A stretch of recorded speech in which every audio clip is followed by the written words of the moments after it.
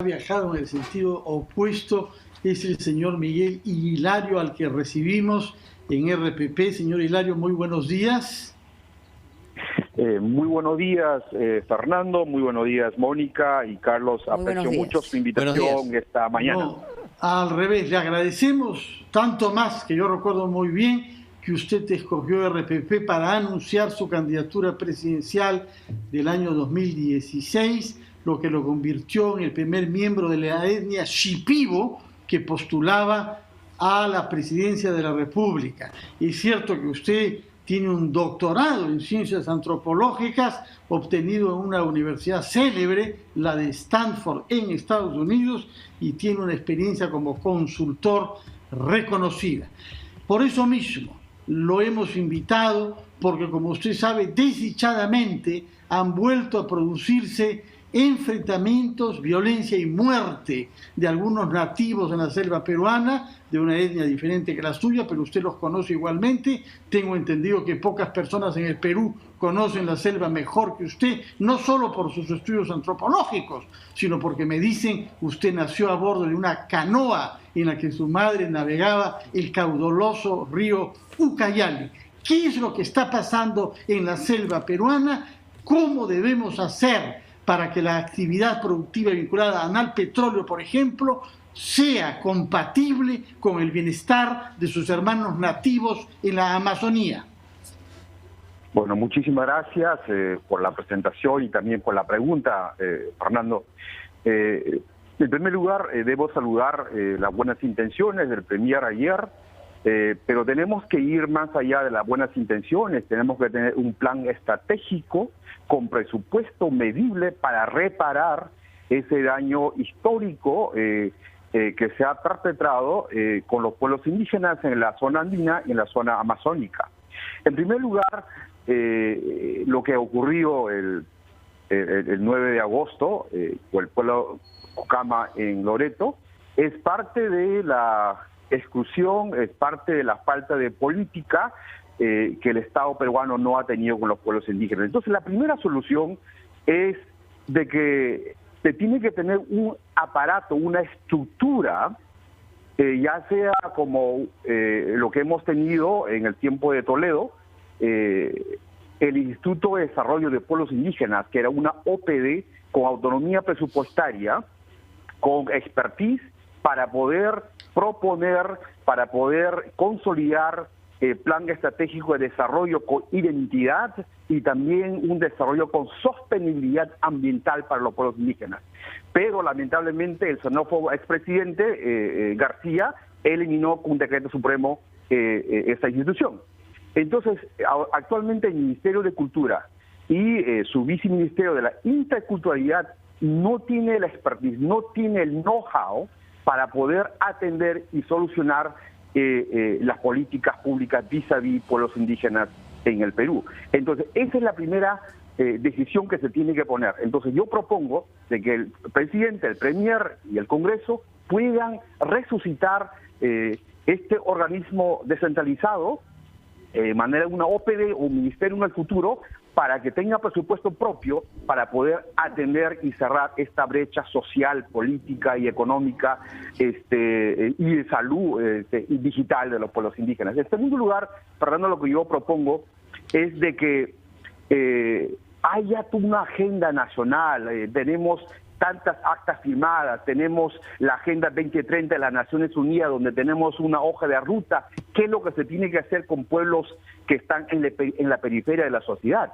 Entonces es solamente cuestión de una decisión política, tener un poco de recursos para poder implementarla. Mira, yo y en mi iglesia de California, aquí también en Pucallpa, donde yo estoy ahorita enseñando en la Universidad Instituto de la Amazonía, nosotros en un lapso de 45 días, el fondo que hemos levantado en Europa y en Estados Unidos de casi $16,000, hemos contratado 2 enfermeros, hemos atendido más de 1.350 pacientes. Entonces, si nosotros como ciudadanos privados, común y corriente, podemos hacer tanta cosa en un lapso de tiempo, entonces el Estado, que tiene una estructura obviamente más compleja, puede hacer más. En tercer lugar, lo que se tiene que hacer, por ejemplo, lo que los hermanos Cucamas de Loreto están pidiendo son cosas mínimas. Están pidiendo implementación de posta médica, que puedan atender sus necesidades de COVID, que puedan dar agua y saneamiento. O sea, no son cosas del otro mundo que se puede hacer en un lapso de 6 meses. Pero hay una cosa más. Mira, hay un 2018, noviembre de 2018, yo conocí al señor Ronald, quien es el ejecutivo de Petrotal. Le dije, mira, yo trabajo actualmente en la Universidad Intercultural de Pucallpa, tenemos la expertise en comunicación intercultural, tenemos la expertise en relaciones comunitarias. ¿Y cuál fue la respuesta?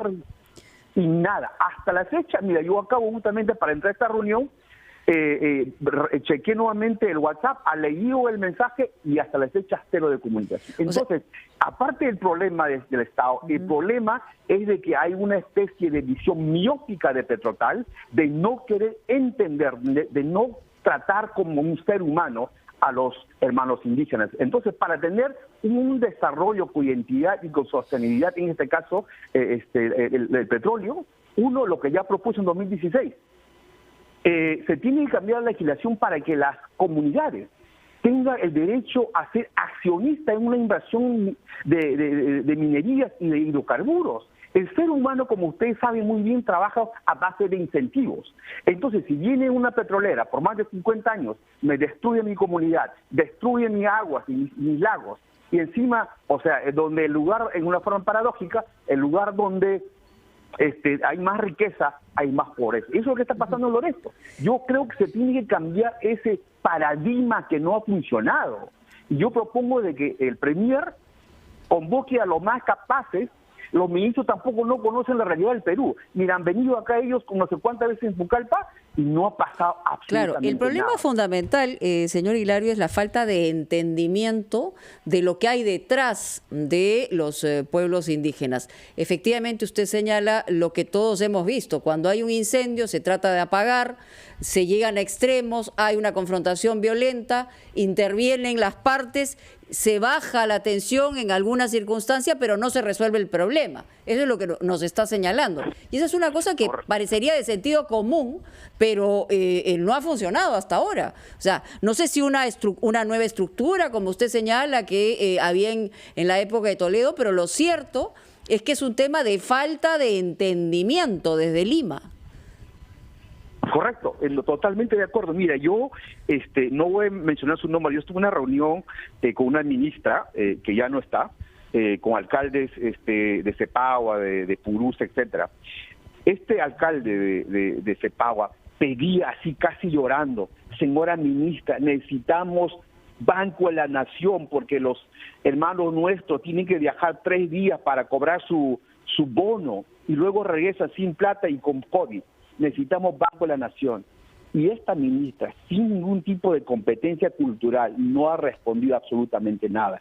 Entonces, el problema, obviamente, el presidente tiene buenas intenciones, el premier, pero sus ministros y ministras obviamente no tienen la competencia cultural, como usted dice, no entiende, o sea, no tiene la capacidad de un diálogo intercultural para poder implementar una política pública. Entonces, y aquí, si me permite, mira, entonces, el problema del Estado y de los petroleros, que las mineras en el Perú, es de que quieren dar una aspirina cuando el problema es un problema estructural de cáncer. Entonces hay que atacar el problema estructural y hay obviamente oportunidad. Y tengo la firme convicción de que el Premier puede hacerlo y él puede convocar a la gente experta de la costa, sierra y selva para poder lograr ese objetivo.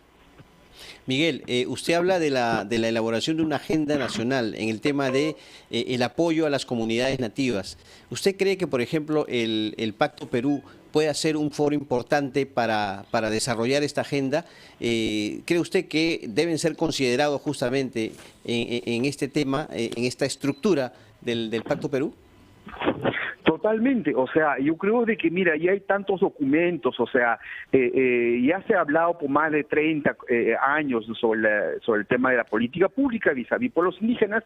Es cuestión de sentarse, rearmar un poquito, editar un poquito los documentos existentes, tanta mesa de diálogo que se ha creado, como usted ya lo ha mencionado. Entonces, este Pacto Perú, yo creo que puede ser una buena forma de implementar esta inclusión social, económica, digital, a los pueblos indígenas, pero... Se lo pregunto, tiene que hacerlo- eso fue uno de los temas incluidos también cuando se estableció el acuerdo nacional, pero a lo largo de los años no ha dado los resultados como usted mismo lo ha manifestado. ¿Qué tendría que cambiar ahora?